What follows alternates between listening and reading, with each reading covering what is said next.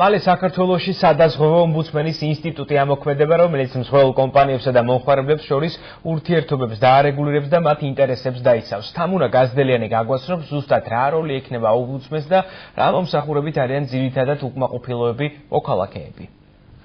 დაჩქარებული და გეგმიური სამედიცინო მომსახურება, სასურველი კლინიკა და ექიმ სპეციალისტის შერჩევა.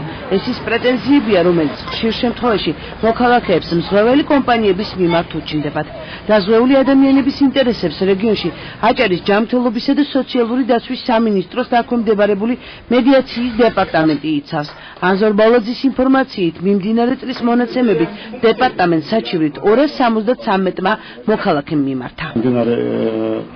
წლის დღის გომარებით სულ შემოსულია 500-მდე საკითხი, მათ შორის 350 ჩვენი შვანგრობის დადებითად გადასვლა, დამატებით საკითხებზე საზღვაო კომპანიაში შესულია ესე ვთქვათ საპრეზიდენტო გარანტიები, არსებული კანონმდებლობიდან გამომდინარე მორგებული აქვს საზღვაო კომპანიებს ეს საზღვაო პაკეტები და მნიშვნელოვანი პრობლემები ექნება პაციენტებს სამედიცინო მომსახურების მიღების კუთხით, რომ მათ არ აქვს საშუალება, რომ აირჩიონ სამედიცინო დაწესებულება, აირჩიონ პირადი ექიმი. სადაზღვევო კომპანიების მომსახურების სერვისთან დაკავშირებით მოქალაქეების აზრი განსხვავებულია.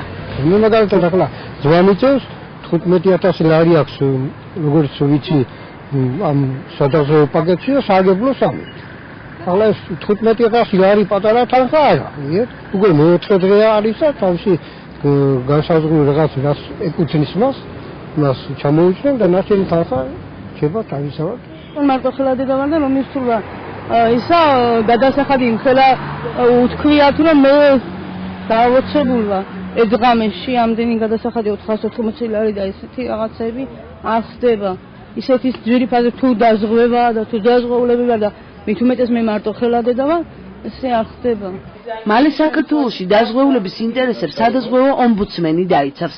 დაზღვევის სახელმწიფო ზედამხედველობის სამსახურის ხელმძღვანელის ინფორმაციით, ომბუდსმენი მსხვერპლსა და დაზღვეულს შორის შუამავლის როლს შეასრულებს. სადაზღვევო ომბუდსმენი მოიაზრებს სადაზღვევო კონტრაქტის ქვეშ მონაწილე ყველა მხარისათვის გარკვეულ სარეკომენდაციო ხასიათის განმარტებების გაცემას. ყველას ექნება მიქცევა სადაზღვევო ომბუდსმენზე და გადაწყვეტილებები არ იქნება უსამართლო, თუ ასეთი იქნება ომბუდსმენი ამას ასე ვთქვათ, მიიღებს წარმოებაში და გასცემს რეკომენდაციას და შესაბამისად დაკმაყოფილებული იქნება როგორც ერთი, ასევე მეორე მხარის